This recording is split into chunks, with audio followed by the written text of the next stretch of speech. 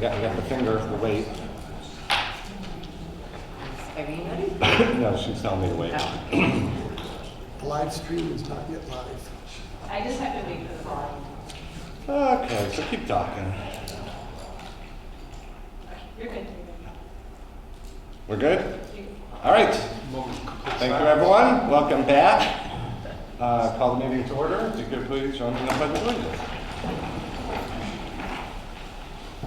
I pledge allegiance to the flag of the United States of America and to the republic for which it stands, one nation, under God, indivisible, with liberty and justice for all.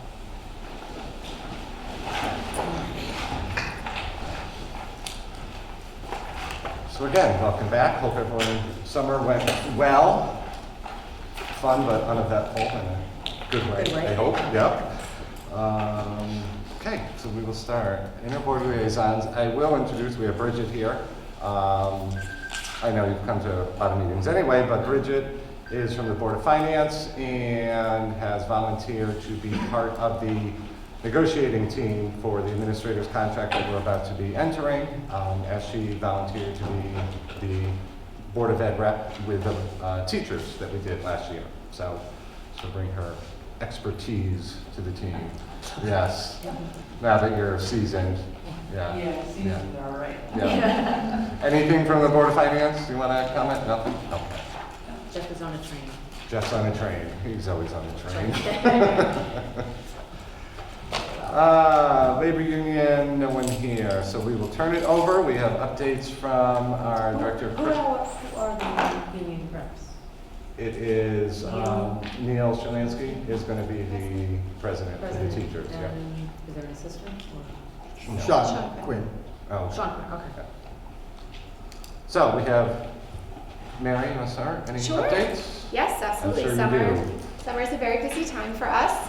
So I'll let the building principals share hiring. There's been a number of key hires throughout the district, classroom teachers, our support staff in terms of paraeducators, related services. So that's a major focus for us in ensuring that all of the buildings are ready to go.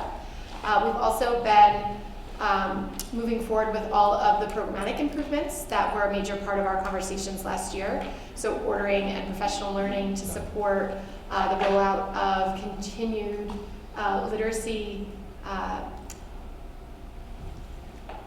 initiatives at the middle school. So Readers and Writers Workshop, we've had a number of major investments that we made this summer.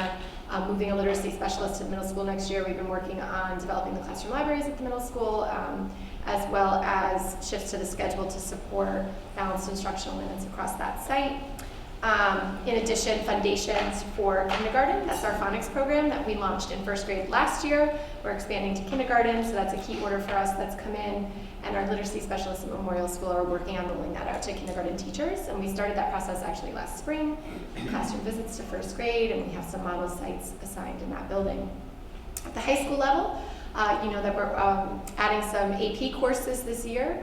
We have AP Physics, AP Music Theory, and AP Computer Science all coming online. So all of the teachers who will be teaching those courses have been focused on their professional learning, some attending week-long institutes to prepare for those courses, as well as making sure we have all the resources to support their instruction, and that's all been moving forward.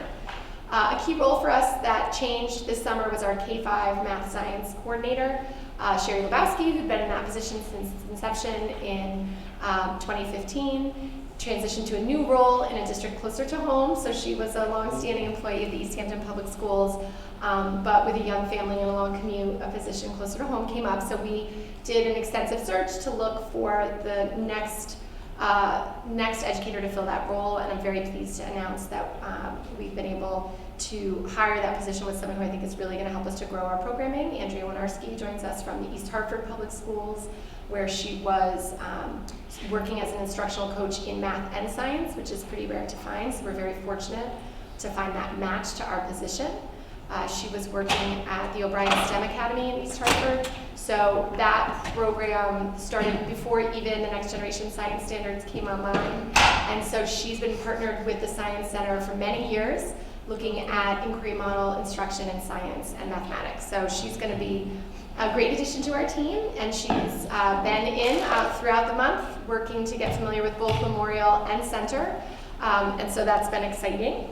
We've done a lot of work with our new hires. Our new teacher orientation was on Friday. So they were introduced to all of the other new hires in the district. They had an opportunity to get to know their building staff, to have a bus tour of East Hampton that myself and Rich Fielding, Director of Technology, were able to MC. I think we kept the tradition That must have alive. been fun. Yes, we tried to give it a little local flavor. In addition, they had an opportunity to become familiar with our teacher evaluation program, all of our beginning teacher supporting programs, the Profile of the Graduate, and our vision for teaching and learning in the East Hampton Public Schools. Sites have also arranged meetings over the summer to make sure that they were getting into their classrooms and connecting with their curriculum resources and materials. So we have, for example, 3 new classroom teachers at Memorial that Mr. Gonzalez organized time for them to come in, and we could really walk them through all of their resources. So I think from making sure that our team is ready to go, that all of the programmatic improvements that we wanted to make are set, we're really excited. And all of that culminates with our professional learning that kicks off tomorrow. Convocation starts the day, and then we have a number of exciting opportunities for our teachers to come in, whether at the high school level, it's looking at their 2-year NEAS report that's coming up, actualizing the district goals, which you're going to hear a little bit about tonight, and making sure that we're introducing those new staff members. So Andrea, who I mentioned, is going to be leading some professional learning. We have an outside consultant coming to Memorial to work on math workshop instruction, as well as Dr. Viana Turcos-Cotto, who is a child psychologist, who will be helping lead some work around trauma-sensitive classrooms. So really considering all the needs of our learners, our staff, in preparing for a tremendous school year. So we're very excited. Yay! You were busy this summer. The whole team, for sure. Y'all were. Great. All right, before I turn it over to the schools, our first meeting back, get to introduce the new high school principal, Mr. Eric Berner, who has been here almost 3 weeks. I realized I thought it was a week. 11 days, so yeah, so welcome.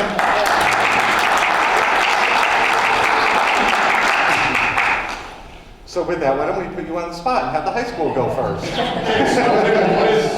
What is new to East Hampton High School besides myself? Yeah. As Mary mentioned, we have a number of new programs we're excited about in terms of making courses for our students.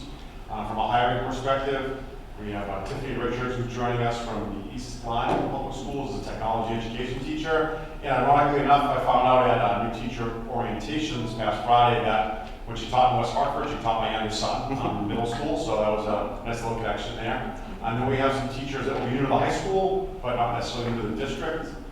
Delia Regan will be one of our English teachers. Patrice Ashburner-Smith will be teaching special education. And Rachel Mansfield will be teaching social studies and theater arts at the high school this fall. So we're really excited about that, and I'm really excited about getting to know everybody when they come in tomorrow morning. It's going to be good. And then next meeting, we'll have our 2 student reps. They've already been picked and ready to go. Yeah. Good. So. Keep going? Sure. All right, middle school, really excited. We had ice cream social last week, and I was talking with Nancy, you could feel there's a little electricity, excitement in the air for the building itself. Facilities-wise, we're looking really good. We have a new head custodian, Brian Iola, and we have new nurse, Nick Cardone, will be starting in November. Jessica Durkin, the new 7th and 8th grade science teacher. Carol McLaughlin is our new assistant in the cafeteria. Dawn Donahue is moving from a part-time position to a full-time position as our math tutor. We're still looking to fill the position of the part-time math tutor and our building sub. Missing anything yet? Special ed teacher, yes. We unfortunately lost our good friend Kevin Pelzar to South Windsor, where he lives. But we did manage to get Emily Aslar to jump in from Middletown. She was a great experience, and she's also going to be the special ed team leader starting in October. What about the world language? Where are you? You were on a roll. That's so good. Victoria Fielding is going to be our new Yes. French and Spanish world language teacher. Okay, where's she from? She was from East Haddam last. She took some time off. Okay, great. should be a great addition for us. Yeah, much like Tiffany, she started in West Hartford, then was in East Haddam, so. And Tiffany at high school was in West Hartford and then East Lyme. Find the way here. Good. Who's that? Senator, there you are. Right, yes, very excited to have the students back. We get to meet all of our incoming fourth graders Wednesday, 3:30 to 4:30. Looking forward to that, and the teachers coming back. Kind of the calm before the storm. It's nice we have a traditional lunch. Before the storm. By lunch for the custodians and the front office staff, and we all kind of sit down and just chat about how the summer went, and debrief before we all go off on our different schedules. So we held that today and just appreciate all the work that they've done. The building looks beautiful. In terms of staff, Erica Artikas, who joins us from Rochester, we hired her 2 years ago previously for grade 5 math, science, social studies. Gould is our new music hire and band director. Cindy Vizada joins us from Memorial School as our new 4th grade teacher. Victoria Napolitano, who was working at middle school Memorial, now joins as our special education teacher and team leader. Kate Zinchenko is our new STARS teacher. She joins us from Illinois by way of Ukraine. So she probably has traveled most distance to join East Hampton. Jillian is our new head nurse for the district, as well as the nurse at Center School, which will begin, I believe, November 1st. We have a very capable sub in place for the first 2 months of school. And we're looking forward to, it's a small community, but a lot of change. So it's exciting to kind of rebuild our center school. How's the boiler? I know. And you have a brand new boiler. It's looking beautiful. I know, boiler's looking beautiful. The building was empty. I went down there and just took a look at it. It's a redundant system, so there are actually 2 new boilers. We know we're going to have heat. All of the subcontractors in our building just did an outstanding job. It was a very productive summer. Was there, I didn't get a chance to talk to him, abatement issues. Was there many throughout the project? Just minor. Minor, nothing major or asbestos, And since we have a redundant system, the boilers are actually being referred to lovingly as the twins. The twins. Can we get pictures of the twins? Yes, I have a nice slideshow. I just talked with the 2 gentlemen who took the old system out. He said from survey 12,000 pounds that they hauled out. Our old system. One of the people you'll be recognizing at the Friends of Education is Lee Taylor, who just spent years and years keeping that boiler on life Did we support. give him like a gold plated piece of it? We actually have the logo from the boiler that we're going to Nice. put together a little plaque for him. Yes. He may be the most bored man in East Hampton now. Yeah, I know, he was always there. Wow. Good. Memorial School. Marvelous Monday at Memorial today. We started our morning with a meet and greet of our new kindergarten student and families. We had over 100 students show up today, so it was great attendance. Brandy and I put on a brief presentation to hit on some of the key points that might be on families' minds. Then they visited our classrooms, did an activity with our homeroom teacher, then got on the bus and did a tour of the town without Mrs. Clark and Mr. Fielding emceeing, unfortunately. But from all we heard, we had some nice feedback and everybody enjoyed their time. That was followed up later on in the morning with the pre-K open house. Then we had some volunteer teachers come in today, and we launched our PBIS initiatives for the 1920 year.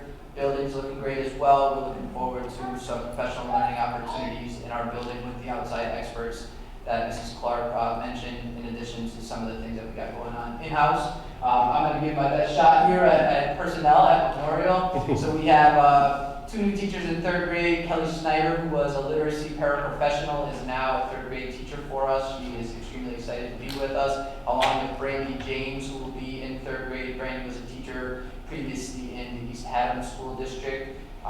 In 2nd grade, we have a long-term sub, Jenna L. Sesser, who did a long-term sub position previously in the Charles Barrows STEM Academy in Wyndham, so she's with us as well. We have 2 BCBAs, one that will be working district-wide, Jacqueline Howard, and Khalila Dyer, who will spend most of her time at Memorial. And Andrea Winiarski, Oh. the new math and science, who will start in the mornings at Center School and then transition You guys are good with these names already. Wow. It's all about relationships. Yeah. I'm impressed. So for a year where we really didn't have any new positions, we still have a lot of faculty based on retirements and a few people, 3 people who left the district to go pursue other. So again, there's no new positions. This is just relocating, retiring, filling, just no. And I think new last year during the positions. budget process, I used that high impact realignment of Yes. staff. We shared you've heard of people moving between buildings and some retirements. I think there's a lot of fresh faces and even some people who will be a fresh face even though they're not a fresh face to the district. One other thing, take time to read this week's update, and the principals glanced over them quickly, but in addition to the traditional open houses that we do when school starts, there are so many little orientation from the kindergarten bus ride, the ice cream socials, the freshman orientation, the classroom sneak peeks coming up for Center and Memorial. I think our principals go out of their way to make students and families feel welcome to the school even before it begins. Well, if I just add one more thing, I think I'd speak on behalf of all the administrators, and we'd be remiss if we didn't mention Don Harwood's name. Of course. For all the hard work he really put forward this summer. The buildings all really look really nice, and he's instrumental in that. Yeah, in the board packet, we'll touch upon that, is a list of just highlights of some of the things John oversaw with our custodial department. I had to read the heading twice. I thought that's for the year, and I'm like, summer? Yeah, Really? I This is know. summer? Yeah. Summer. Projects. And Rodney's here, Rodney Mosier. Anything special education-wise that you want to mention? Opening of the year? Well, we're continuing with a lot of our initiatives. The STARS program, therapeutic program, ABA program continues to grow, and as Andy mentioned, we have our BCBA supporting that, and we're continuing our training around dyslexia with the work doing consultation. Good. Okay. Any questions for anybody? Been a busy summer. Wow. To wrap that up, October 15th meeting is going to be publicized highly. It is the State of Our School address, to put it that way. Each school administrators are going to discuss their schools, and I hope we hear the good, the bad, the ugly, what's needed, what's not, and where the state of the school is. So That is in place, Columbus because that's Day. Columbus Day, so you Yep, don't so have it's a board meetings, Tuesday. so that's, Yep. okay. Is that gonna be here in the auditorium? It'll be in the auditorium. So it'll be basically nothing else will be on your agenda except Just, that. okay. So I Lots of look people forward here. to And that. maybe a quick policy approval or something. Yeah. Okay, audience of citizens. I know we have a couple audience here. Any questions, comments, remarks from anybody? Okay, all right. Do we have a motion to approve the consent agenda? Lois, second? Second. Someone, okay, 1, 2, 3, I think Nancy's hand was up first. Discussion? All those in favor? Aye. Okay. No recognitions at this point. Committee reports, like I said, next meeting we'll have our student reps here. Personnel, we are getting ready for the administrative contract negotiation, as I mentioned. 2 dates set aside for that are September 8th. 4th? Oh, 4th. And the 18th. 18th, I knew there was an 8th, 4th and 18th. We met last week with the Board of Finance under our state statute requirements and advised them that we are entering the negotiations, and then we have Bridget. So we are on track. Policy curriculum, anything from the summer go on? No. Oh, good. Finance, transportation, building and grounds. Nothing else? Quiet. Yeah. Any update you wanna, I know we have that on there, but, okay, learn. Learn. Yeah, we did, we had our first, executive committee meeting the other day, and, with our new executive director, and, we're just doing everything we're doing, getting ready to open schools. We had our last, probably one of the last meetings for the new Ocean Avenue Learning Academy for what was done, but now we're kind of gearing up for phase 2. So they need to expand the upper level and to get in more kids and move the older kids upstairs and leave the main floor for the younger ones. So so we're looking into that. And then CABE, I went to the summer leadership conference back in early August. And some of the main topics they covered there, they did a session on sharing services among districts and, you know, regionalizing. So, you know, everybody there was kind of sharing ideas. And CAPE has a big list of things that they know of that went on. And they were going to tweak the list and send it out again, so we know like what districts were doing it. It's just more about a list of what was being done, but not who exactly was doing it. So they were going to shore that up and send it to us. And then they also had a discussion, another session was on just hiring, diversifying our staff, you know, educators and administrators, you know, and trying to include more minorities in staffs, you know, particularly in the cities, you know, where you have a higher minority population. It's very, very difficult for even those districts to get minority staff, you know, especially even administrators, even board members, you know, of a minority, you know, race. It's hard to recruit even, you know, even them. And then I think that was the main focus, those two main strands. But I'll have to look through my information again and sit down with Paul and Mary if there's anything to go over with you guys. So that was all. Building committee, their latest update? I have not received a schedule for them for the fall. I think that they've typically met the third Thursday. I know that they are getting ready to wrap up and hand the building over to the Board of Education. And the gym floor, you told me? Gym floor is finished and the auditorium floor is finished. We can go look at them afterwards if you'd like to take a peek. Okay. All the repainting and re-waxing of the floor is done as well. And then turn it over to you now. Just before I begin, over my shoulder is a graphic that was done by John Denner of Belltown Graphics. One of our themes for the year is making sure we take good care of our teachers, our students, and our schools as a caring community. We're talking a lot about mental health initiatives along with social and emotional learning, and John designed this for us. He's the gentleman who designed the graphic that sits at the bottom center of this as well. So if you want to reach out to him and thank him through Belltown Graphics. He is employed doing graphics work, and he kind of does this on the side. He's designed the library's new logo and a few other logos. But it's nice to have a talent in town who's just out of the kindness of his heart, willing to make some nice graphics for the school community and the community at large. Board members, your place is the CABE conference information. I'm going to take you to task a little because you've missed the early, cheapest registration. All the administrators who were going gave me their response, and we got in the cheap version. Now the cost has gone up, so please let Rosemarie, it does go up one more time too, so please let Rosemarie if you're planning to go to this. I know that 4 of us are planning to go to the Friday session only. If you'd like to go to Friday or Friday and Saturday, just let Rosemarie know there's this information on the various sessions. Food is always excellent too. In your packets, there's a board calendar. I'm going to continue to mail this out every Friday afternoon to you, just so you know what's going. We'll update that as necessary. On September 9th, if you've been to any of the town council meetings, I don't know if there's been a discussion at the Board of Finance meetings, there's a solar initiative. Some land is being acquired to put in a solar field. The company thinks that the town and the board could take advantage of this, getting electricity from them with obviously the cooperation of Eversource.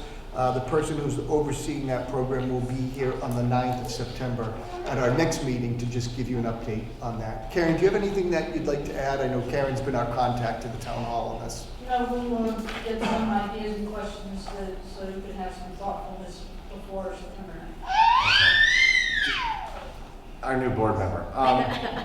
Is there a time frame, a deadline of when we have to say yes or no, we want to be part of this? Because I know wasn't there a whole contract that it was being offered to the town? Right. And we have to reply, if not, we lose it. Right. Well, the deadline is still a couple months away. They just Okay. doesn't have the agreement yet from Eversource Okay. and State of Connecticut. You would not have to make a decision at the 9th. Okay. It's the That's first what I was getting presentation, at. and then we'll have a follow-up Okay. when we get all the information that we need. I imagine when the new town manager comes on, this will be one of his first projects.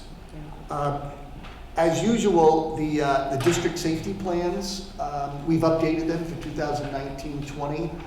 Because it's multiple pages, I did not print you copies. I emailed you a copy. If you could just look over those, I'll be asking you to approve those at your next meeting on the 9th. And then we have to submit them along with the school pages that go into the appendices to the state by early November. Were there a lot of changes from last year, or just minor? There are minimal changes. Yeah. Yeah. And while we're talking safety, the project of the interior locks now has been completed in all 4 schools. Every single staff member now has a key, and if you are center school faculty visiting Memorial School, your key will, from the interior, lock any room that you are in as well. So it's one locking system that will lock all doors from the inside, so in the case of a lockdown, nobody has to go into the hallway. And our expectation now is, instead of 3 to 5 seconds, we anticipate we can lock down the buildings in 3 seconds. Though we haven't practiced that yet. I'm sure you will be. At your place too is a summer facilities report from Don. This is just, Don gave us a quick highlight of some of the things he did at each of the schools. As you can see, people were very busy. And we'd love them to even do more. We've talked about replacing rugs at the Memorial School, giving some fresh coats of paint to some of the buildings. But I urge you at least just walk into Center School. The Center School, all the tiles have been replaced on the first floor with new LED lighting. And then go up to the second floor just so you can say, oh yeah, that's what the first floor used to look like. And it actually looked darker because at least there's light spillage from the classrooms on the second floor. But when you see the second floor, you're going to say, oh yeah, we need to do that as well. But it's such a tremendous upgrade. On a building that is in, now that we have a boiler system, I think the community is going to get another 60 to 75 years at least out of that building. Or at least that's our expectation. And then, finally, a celebration. One of your own board members, Joanne Barnes, was recognized by the Connecticut Association Boards of Education. Joanne was one of 26 board members from around the state recognized for her achievement in participating in numerous hours of board-related professional development activities. A board member must accumulate at least 20 credits to become a certificated Board of Education member. And so we are honored that Joanne has represented you well. In fact, she's represented you so well that the board is likely able to be recognized at the November CABE conference as a Board of Education of Distinction. Just from Joanne's participation, you're going to be able to check off most of the boxes here that will help you get this award recognition in November. So congratulations. I know. Yes. Well, we're going to call you back for I'll sneak in. And so these flowers are for you, Joanne. Just be careful, if you lift it, there's a lot of water in there. We do have the box right, thank you. that you can place them in, but thank you for your efforts. You have represented East Hampton very well. I hope people continue to go to CABE and learn, because they're 2 great organizations that, you know, we really need to be part of and learn from and have a say in. So, yeah, I've enjoyed it for 12 years. And go to the conference. Conference is great. Will this be your last conference, or you'll be Well, it's off the board? after Election Day, so. We can have you go as a Yeah, it's after the election, so. retired board member if you'd just like to attend one more. Yeah. We'll talk. Of course, you'll have to come back and give a report. That's fine, that's fine. If nobody else is gonna go and you want me to, I'd be happy to. All right. I'll do that one. Okay, any questions from Paul? No presentations tonight, no unfinished business. New business, couple things we have. District goals and building goals. So the board has already approved the district goals, but here's an opportunity for you to approve the building goals. And I just wanted to begin by saying one of our themes this year, if you come to convocation, you'll hear me say this tomorrow and throughout the year, is our attempt to open the door to each child's future. I think that's with our profile of the graduate, with our ambitious goals, with our looking at our state of the schools and our redesigning of East Hampton 2025, our vision project, to East Hampton 2030. We are looking ahead now. I mean, by the end of this year, it will be 2020. We're 10 years away from 2030. If you've read my update, you know that I'm talking about 2030 as what's being considered as a pivotal year in this century by futurists, as far as the political strife that will exist in the world, climate concerns, and the workforce that looks very much automated with artificial intelligence, medical advancements, and our children are the ones who will be operating in those conditions and in those careers. So this is an opportunity for us over the next 10 years to say, what does education need to be so that our students are the most prepared students for everything that 2030 brings. 2030, I think we decided are our second grade students, but by the time 2030 comes around, everybody in our school will either be graduating, ready to graduate, or in college or in careers at this point. So I think it's an exciting time for us. And I think we've designed goals to help us prepare for that. So this year's goals are based on the New England Association School and College pretty ambitious standards for accreditation. Mary's going to talk about each one, each goal that we've based our own building goals on and district goals. And then the principal is going to narrate those very quickly for you. So we'll go through each of our 3 goals and the building goals. So principals, if you wouldn't mind coming down so we can catch you on the live stream. And I will move right out of the way, Mary. I'm going to move out of the way. The clicker. We'll sit on the side over here.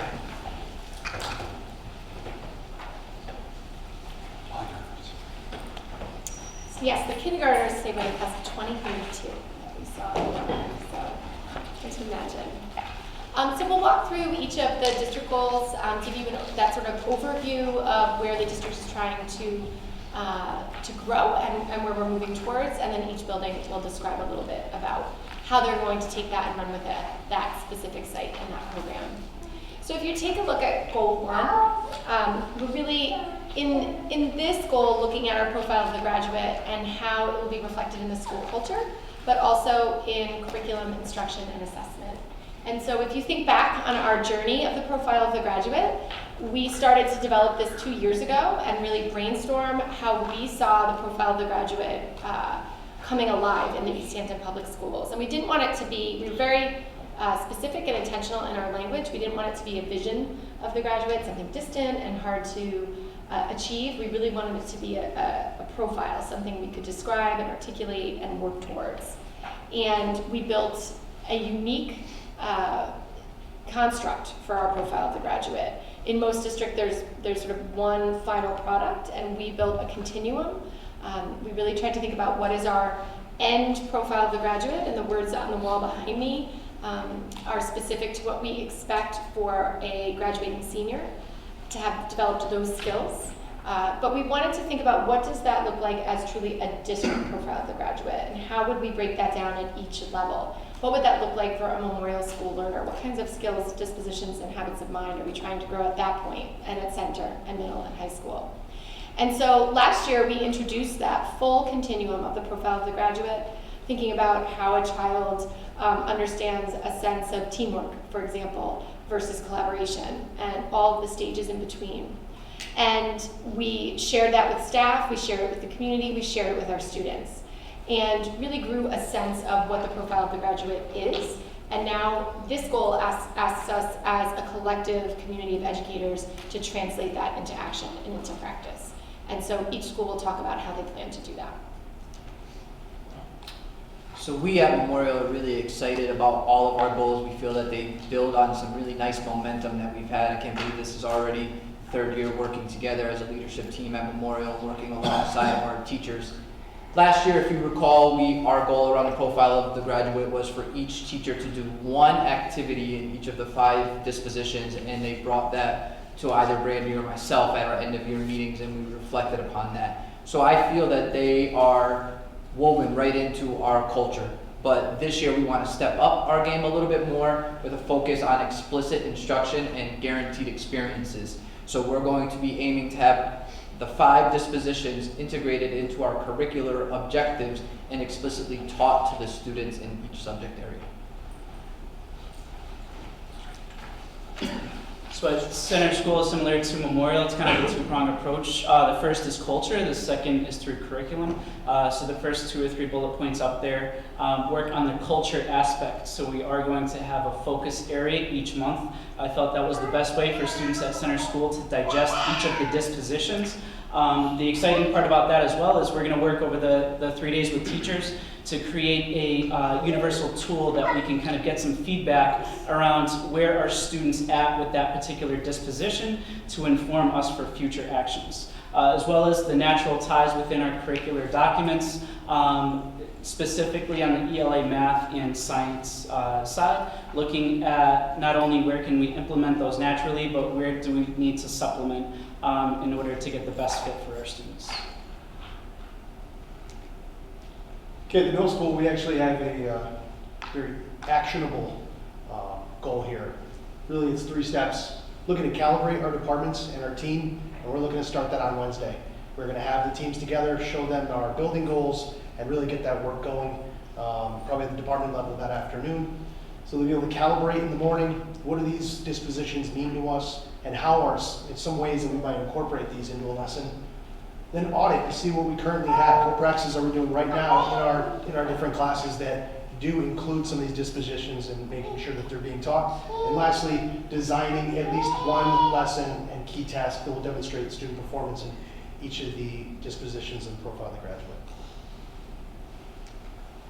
And at the high school, our goal is to ensure that all of our students, when they graduate, in the spring of 2020 and going forward, that the transferable skills that are related to a profile of a graduate are reflected in the culture of our classroom and our school. We're going to do that beginning tomorrow afternoon by ensuring that everyone has the understanding of, and a shared understanding of what those transferable skills are and how they relate to the profile of the graduate. And that really ties into our NEASC accreditation. We have a 2-year report due in February, and then a 5-year report due shortly thereafter. So another layer that we'll do is review and revise our curriculum and units of study, again, to ensure that these skills are in the curriculum and being taught throughout our classrooms. And then lastly, the teachers will develop within our PLCs this year at least one assessment for all students that measure these transferable skills. So as you can see, at every environment, it's looking at how we're taking them from that idea, that big picture vision of what we're trying to accomplish, and really drilling down into practice, making sure that students are interacting with the support of their teachers with those skills and dispositions. Any questions about goal 1? Our second goal, classroom instructional practices will be purposely designed to meet the individual learning needs of each student. And this is where we're really seeing in the K-12 educational setting a continued focus on developing surgical precision in how we provide instruction to students. We think of our own experiences in the classroom. Very often we probably experienced a very whole group, whole class instructional practice. And in today's educational environment, we want to make sure that we understand the learning needs of each child, that we respond to those needs, and we plan instruction that's very appropriate for where they are and will help them to grow. And that's incredibly challenging work, and it's something that we've talked about in board meetings previously when we've looked at some of our assessment tools around literacy and how the teachers utilize that. I think you remember last year I shared when we had visitors from China, the teachers, their number one question was, how do the teachers do that? And so that's something that we continue to grow, to look at specific methodologies that we can introduce our teachers to so that they can continue to grow those practices. This is something that is based on, as you see there, the NEASC standard 2.4, which what Paul said, which is one aspect of NEASC. I said 2.4. Because it's really the cycle of instruction. As we as teachers look at the cycle of instruction, what's the learning target? What are we working towards? What do we need students to understand? Then understanding a learner in relation to that target and breaking down instruction to meet their needs. And so each school will talk about how they're going to engage in this, I would say, central foundational work of what we do day in and day out with our students. Our work around goal number 2 will actually start tomorrow afternoon. We have Jessica Kazedian, a consultant from CREC, who has done some work at Memorial School before in the area of mathematics, coming back to provide some ongoing professional development. This goal is something that's going to be a process and require professional learning for our teachers, so a lot of this will be new for Memorial teachers, although we've had some teachers dabbling and experimenting with the workshop model in math. We've had a lot of professional development and experience in Readers and Writers Workshop. We've really fine-tuned that process, fine-tuned that best practice, and through Math Workshop, we feel we'll be able to meet the individual learning needs of our students better than we currently are. At Center School, the staff jokes that if I had a bumper sticker, it would be appropriate level of challenge. And this is exactly what the second goal is all about. We've seen through summative assessment data, specifically Smarter Balance, that the approach that we take with Readers and Writers Workshop has paid off since that data has been tracked. So we're trying to use some of those practices in other arenas and in other curricular areas to make sure, again, that we have that just right fit.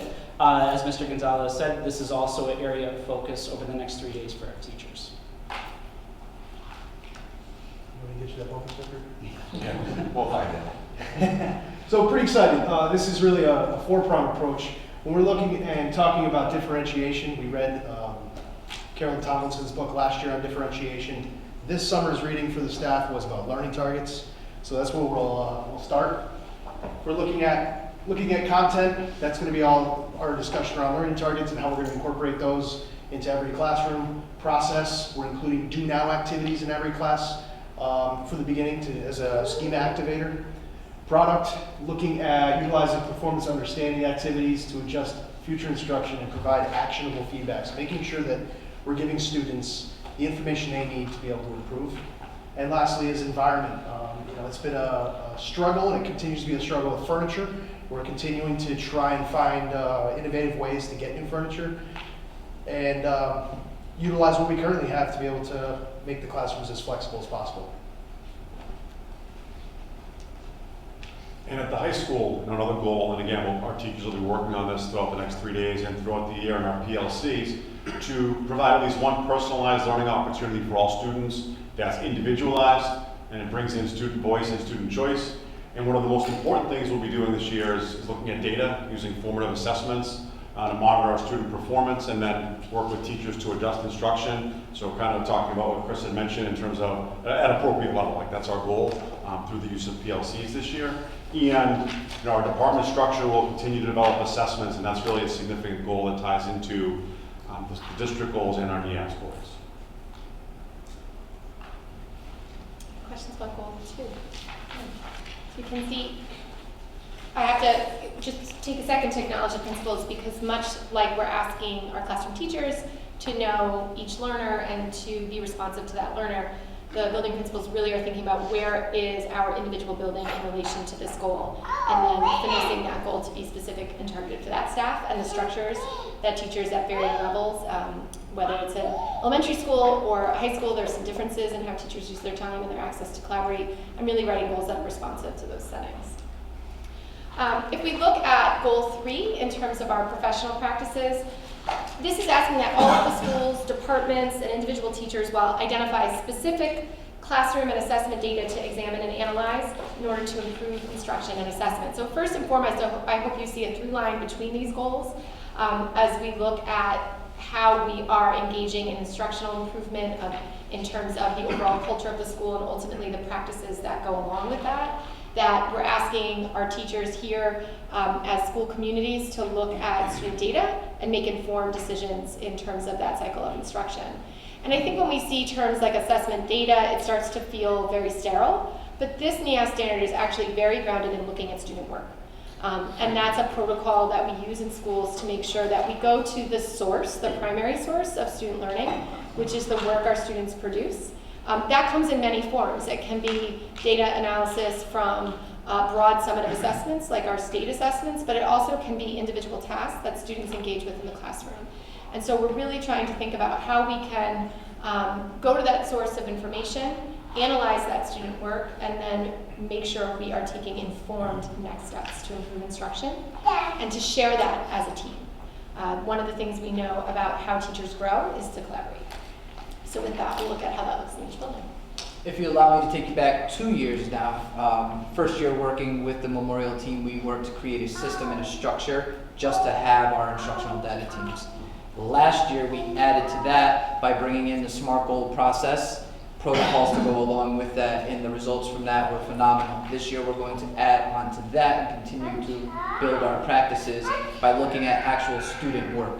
We crunch numbers and look at data all the time. We have various platforms to do that, but that doesn't speak as much as the actual student work. So we have a schedule already in place where we will be bringing that student work to the table, calibrating our teaching practices, and talking about what we can do to meet the individual learners.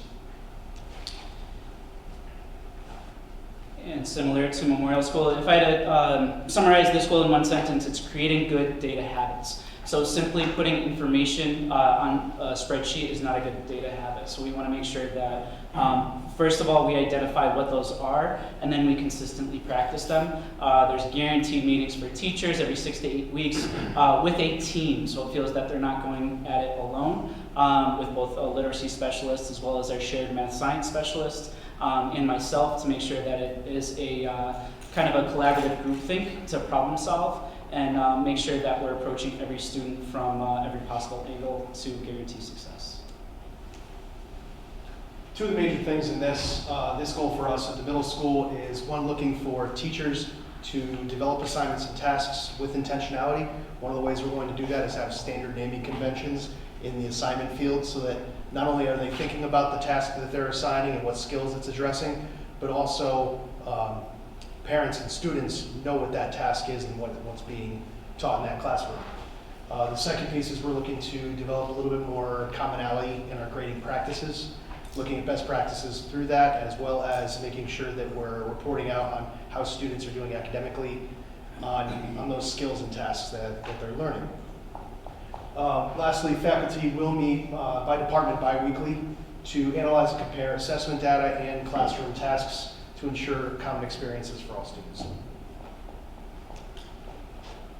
And this last goal at the high school is one that I'm particularly excited about because it really relates, what I believe, to all students. Throughout the year, again, our teachers, and we're asking a lot of our teachers in their PLC meetings to both individually and collaboratively examine student work and student data on post-assessments, summative assessments, formative assessments, and improve instructional practice, and that's for all students. We're also going to take a look at our SWIS data, our school-wide information systems, which is related to student discipline, to improve services that address some of the behaviors that we may be seeing in our school. And I think this is a very, very important and potentially powerful goal for our student learning.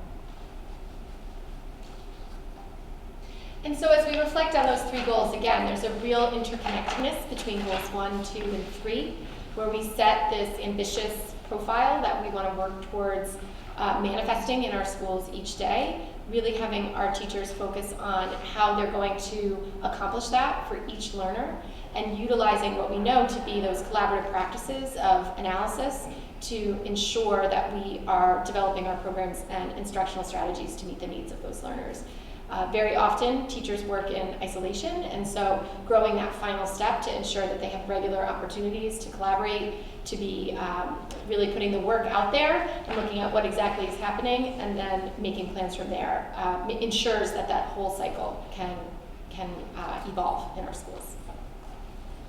Any questions? Kind of a general question. Jason made me think of it when we were just talking about the classrooms and the structure and furniture and all that, and then individual learning. How are the technology changes for this year? Oh, okay. Impacting, meeting the individual needs, meeting, getting to the NEASC and all the requirements, and laying all this focus of individual work out.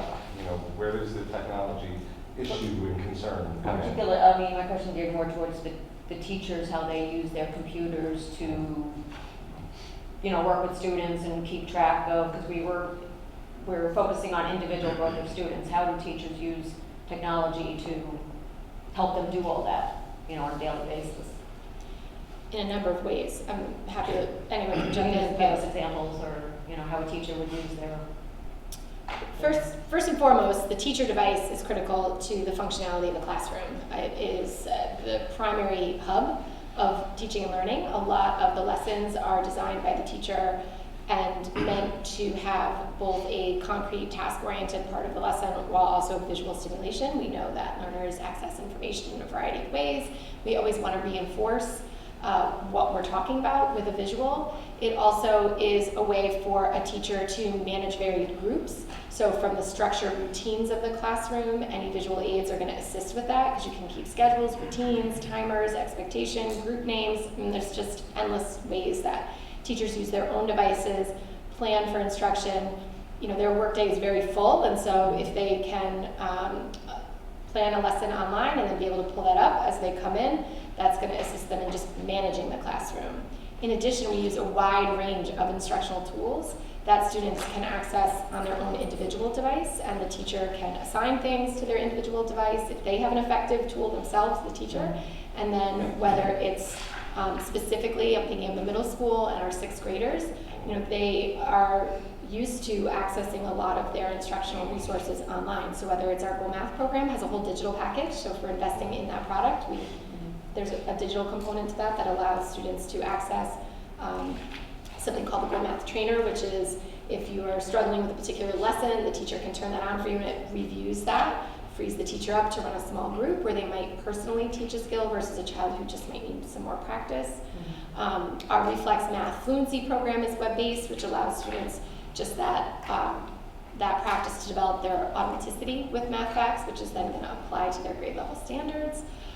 Readers and writers, they do all of that work on their Google Drive, so that the teacher can interact with their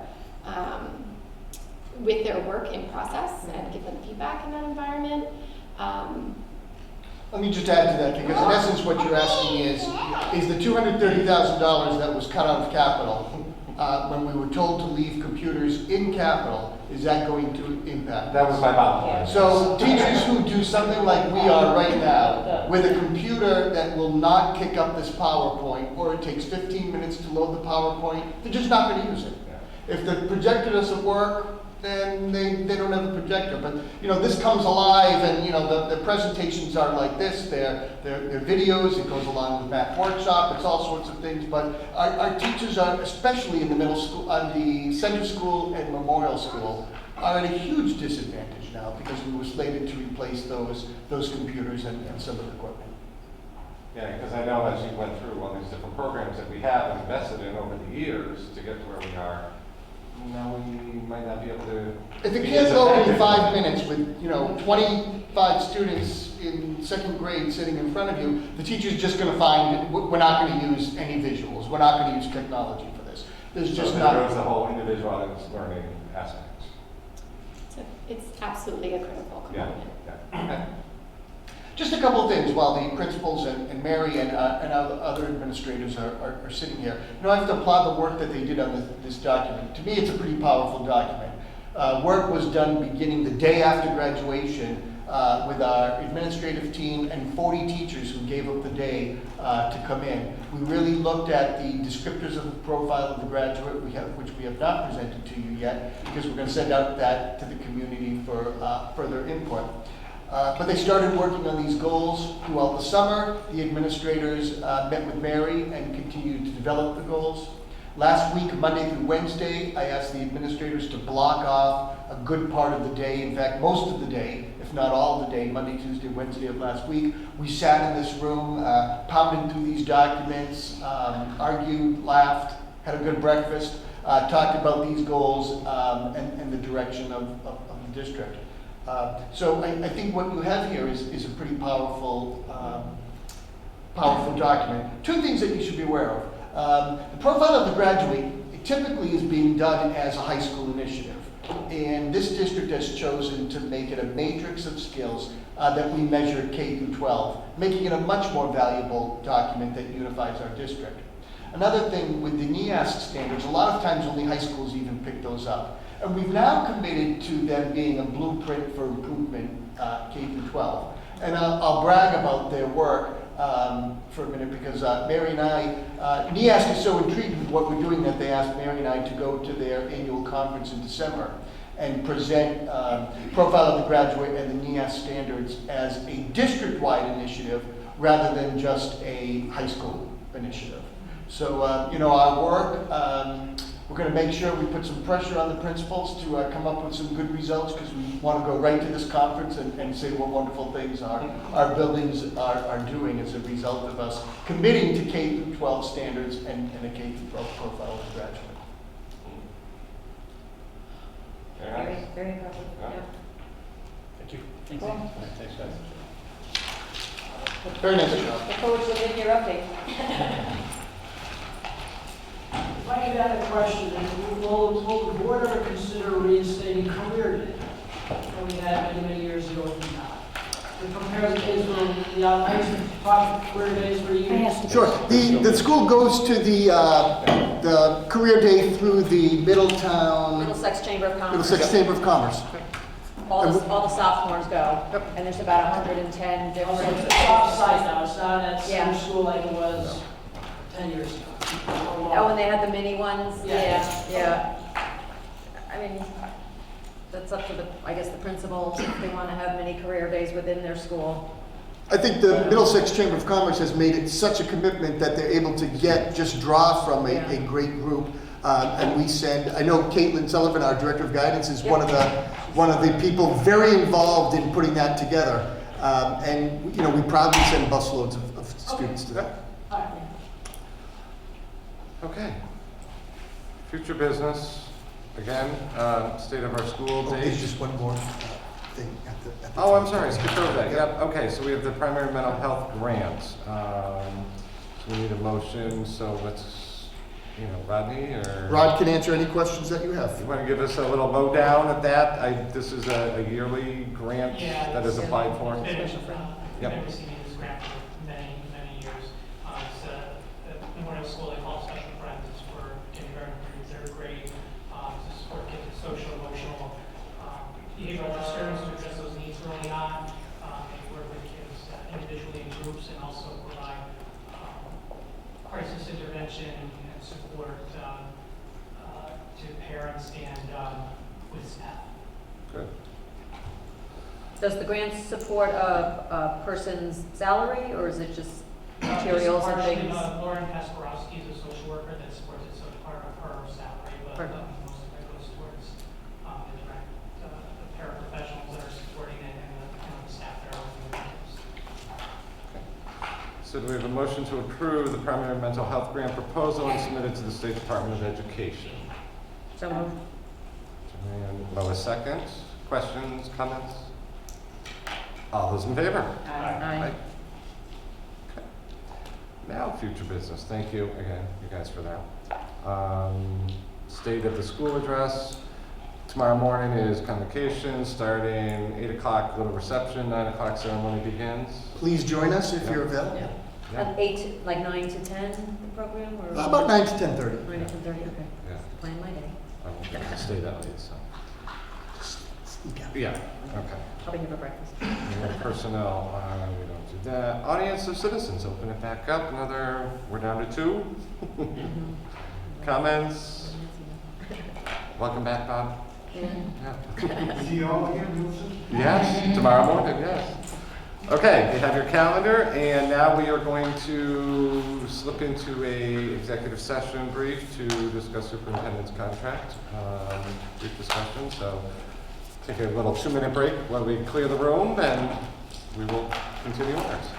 Thank Just you, to give everyone. Irene time, we might want to, do you mind going into actually the conference room is probably. Is there any room packed open? with We'll stuff. go We can to go to the another library. Yeah, okay, we'll move Do you then. need to get Okay. into the library? Okay, why don't we just go right into the library? We could do that.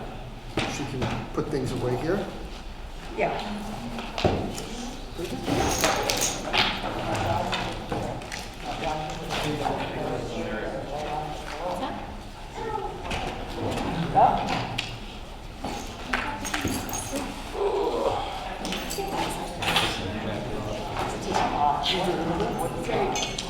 Will everybody